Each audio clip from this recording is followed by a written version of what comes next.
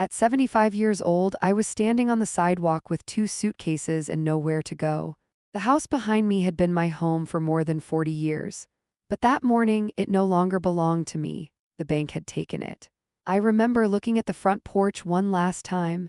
The same porch where my husband Harold used to sit every morning drinking his coffee. The same place where we watched our grandchildren play in the yard. And just like that, it was gone. I thought that was the end of my story.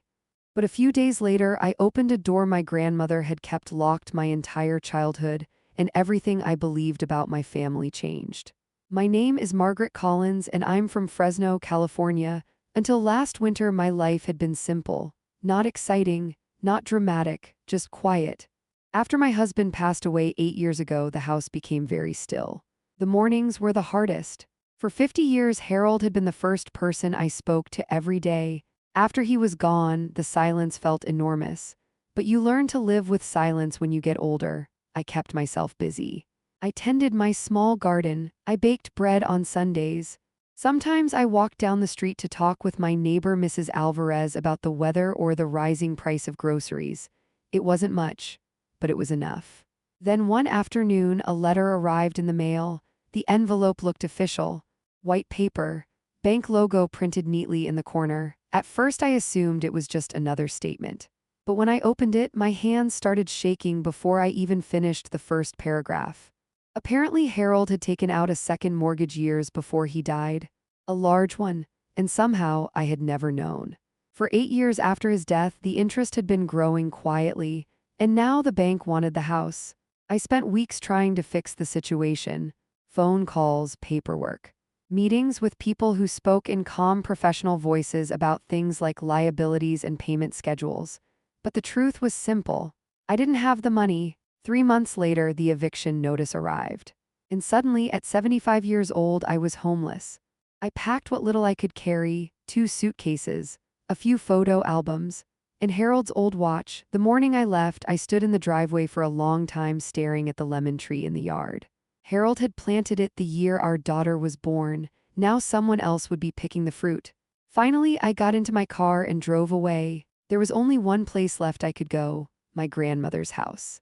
It sat nearly an hour outside Fresno in a small rural town called Riverbend. I hadn't been there in almost 30 years. After my grandmother passed away, the place had been left untouched. No one in the family wanted it. Too old.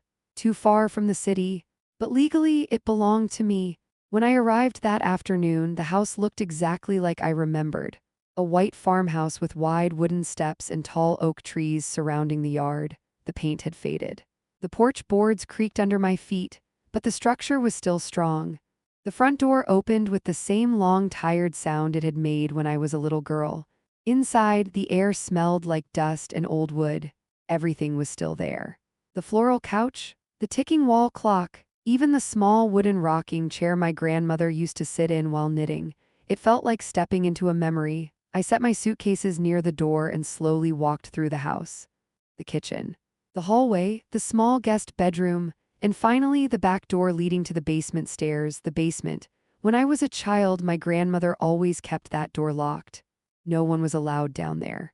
Whenever I asked why, she would smile and say something mysterious. Some things are meant to be discovered when the time is right. At the time, I thought she was just teasing me, but standing there now, those words suddenly felt different. The basement door was still locked, the same heavy brass lock I remembered from childhood. For a moment, I simply stared at it. Then I noticed something hanging from a small nail beside the door. A key, old, rusty. Probably untouched for decades. My heart began to beat faster. I picked it up slowly. The metal felt cold in my hand. For 75 years, I thought I understood my family. But something about that key made me feel like I was about to open a door that had been waiting for me. I slid the key into the lock. The mechanism resisted at first. Then with a loud metallic click, the door opened.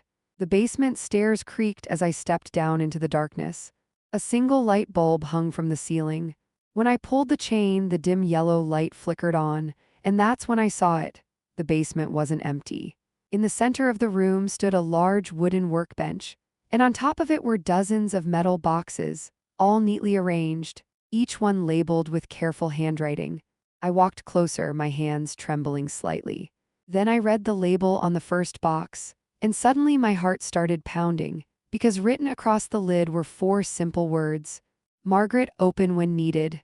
My grandmother had left something for me, and somehow she had known one day I would come looking for it. For a long moment, I just stood there staring at the metal box. The basement was quiet except for the faint hum of the old light bulb above my head. Dust floated through the air like tiny ghosts drifting in the yellow light. My name was written clearly across the lid: Margaret, open when needed. My grandmother had passed away almost 30 years ago. Yet somehow she had prepared something for me, not for the family, not for anyone else, for me. My hands trembled slightly as I lifted the lid. Inside were neatly stacked envelopes tied together with a faded blue ribbon. Each envelope had a date written on it. The earliest one was from 1974. I slowly untied the ribbon and opened the first letter. The paper was thin and yellowed with age, but the handwriting was unmistakable. My grandmother's. Margaret, if you're reading this, then life has probably taken a difficult turn for you. My chest tightened. I always believed you were stronger than you realized, but I also knew there might come a day when you needed to know the truth about our family. The truth. I sat down on the old wooden stool beside the workbench and kept reading. There are things about our family that were never spoken about openly, not because we were ashamed, but because sometimes truth can be dangerous in the wrong hands. Dangerous? My heart started beating faster. The letter continued. Many years ago, your grandfather and I built something together, something important, but we learned quickly that people will do terrible things when money is involved. Money.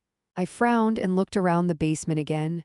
The boxes suddenly seemed less random, more deliberate. I returned to the letter. We decided to hide everything where no one would think to look. My breath caught. Hide what? I opened the second envelope. Inside was a photograph. 2 people stood in front of a small building that looked like an old bank. One of them was my grandfather. The other was a man I didn't recognize. But what caught my attention was the writing on the back of the photo. Riverbend Savings and Loan, 1968. I turned the picture over again, confused. My grandparents had never been wealthy. My grandmother baked pies and sold vegetables at the farmer's market. My grandfather repaired tractors for local farmers. They had lived a simple life, or at least that's what I had always believed. I opened another envelope. This one contained a folded document, a property record. My eyes scanned the page until I reached the bottom, and that's when my heart skipped. The document listed ownership of several properties: farmland, storage buildings, a warehouse near the edge of town, all of them registered under a private trust. And the name of that trust was something I had never heard before: Collins Family Holdings, my last name. My mind struggled to process what I was seeing. My grandparents had owned property, multiple properties. Why had no one in the family ever mentioned this? I opened another letter quickly. Margaret, if you are reading these documents, then the time has come for you to know what we protected all these years. My grandmother's words seemed to echo in the quiet basement. We never trusted the banks. Too many people lost everything during those years, so your grandfather made a decision. My eyes moved down the page. We hid the assets under private ownership and kept them secret. Only one person in each generation was meant to know. I felt a strange sensation spreading through my chest, a mixture of disbelief and curiosity. I looked back at the rows of metal boxes on the table. There weren't just letters, there were documents, old maps, property deeds, and something else. At the far end of the table sat a thick leather folder. Unlike the other boxes, this one had no dust on it, almost as if someone had touched it not long ago. I slowly opened it.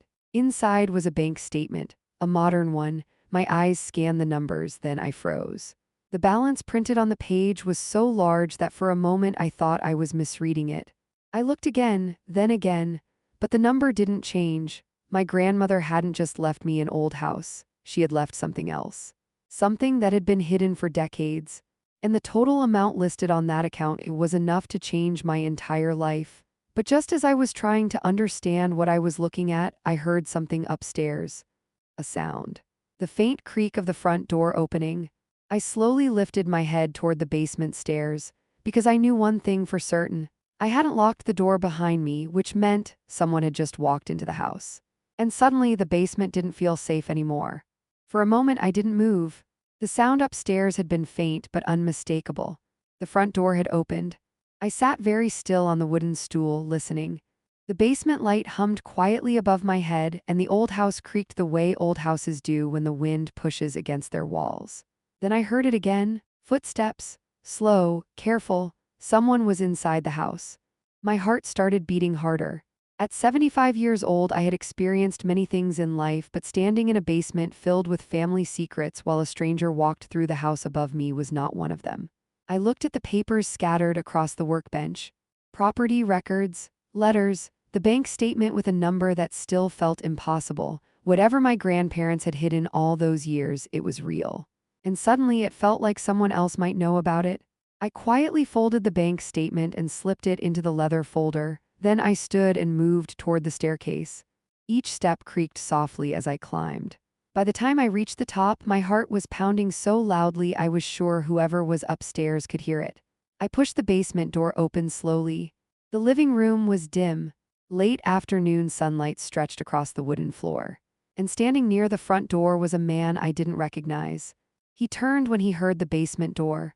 For a moment we simply stared at each other. He looked to be in his early 40s, tall, broad shoulders, wearing a dusty work jacket. He looked surprised to see me. "I'm sorry," he said quickly, raising his hands slightly. "I didn't mean to scare you." My voice came out calm, though my pulse was racing. "Who are you?" He glanced toward the driveway outside. "My name is Daniel Ruiz," he said. "I live down the road." I frowned slightly. "Why are you in my house?" He rubbed the back of his neck awkwardly. "When I saw a car pull into the driveway earlier, I figured someone had finally come back." "Come back," he nodded toward the basement door. "This place has been empty for years. My father used to check on it once in a while for your grandmother." That caught my attention immediately. "You knew my grandmother?" Daniel smiled faintly. "Everyone in Riverbend knew your grandmother." He glanced toward the basement again. "You went down there, didn't you?" My stomach tightened. "How do you know about the basement?" He hesitated for a moment. Then he said something that made the room feel suddenly smaller. "Because my father helped your grandfather build it." The words hung in the air. I studied his face carefully. "Your father?" Daniel nodded. "He passed away 2 years ago." He looked toward the basement door again. "Before he died, he told me something strange." I felt my grip tighten slightly on the leather folder I was holding. "What did he tell you?" Daniel's voice lowered. "He said that one day you might come back." I felt a chill run through my chest. "He said if that day ever came, I should make sure you were safe." "Safe from what?" I asked quietly. Daniel looked toward the dusty road outside before answering. "From the people who spent years trying to find what your grandparents hid." My heart skipped. "Find what?" Daniel gave a small, knowing smile. "The same thing you probably just discovered downstairs." For a moment, neither of us spoke. The quiet farmhouse seemed to hold its breath around us. Finally, he asked softly, "So, did you find it?" I thought about the bank statement inside the folder. The decades of letters, the trust my grandparents had hidden from the world. Then I nodded slowly. "Yes." Daniel exhaled, almost like someone who had been holding a secret for a very long time. "Good," he said. I raised an eyebrow. "Good," he nodded. "My father always said your grandmother was the smartest woman he ever knew." I couldn't help but smile slightly. "That sounds like her." Daniel stepped toward the door. "Well," he said, opening it. "I guess she was right about one thing." "What's that?" He looked back at me. "That the right person would find it when the time was right." The evening sun stretched across the fields as he walked back toward his truck. I stood in the doorway watching him leave. Then I looked down at the folder in my hands. Just 2 days earlier, I had been standing on a sidewalk with 2 suitcases and nothing left in the world. Now I was standing in a farmhouse my grandmother had protected for decades, holding a future she had quietly prepared for me. Life has a strange way of working like that. Sometimes the moment you think you've lost everything is the moment something extraordinary is waiting to be found. And somehow, my grandmother had known that all along.